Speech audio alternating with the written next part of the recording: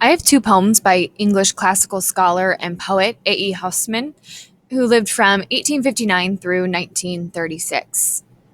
He was a poet of the enormously popular book of poems titled A Shropshire Lad. Their beauty, simplicity, and distinctive imagery appealed strongly to late Victorian and Edwardian taste, and to many early 20th century English composers both before and after the First World War. The poems discuss the dooms and disappointments of youth in the English countryside. I'd like you to look at the two poems and decide whether or not they contain any dynamic characters. We're going to begin with To an Athlete Dying Young.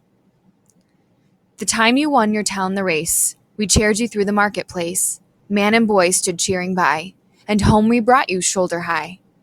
Today the road all runners come, shoulder high we bring you home, and set you at your threshold down, townsman of a stiller town.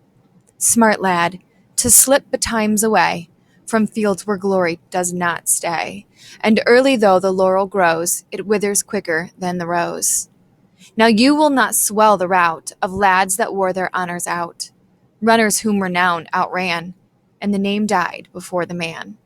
So set, before its echoes fade, the fleet foot on the sill of shade, and hold to the low lintel up the still defended challenge cup, and round that early laureled head will flock to gaze the strengthless dead, and find unwithered on its curls the garland briefer than a girl's.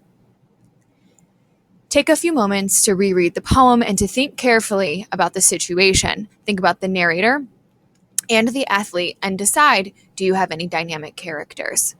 Answer your question when you're ready in the Google form.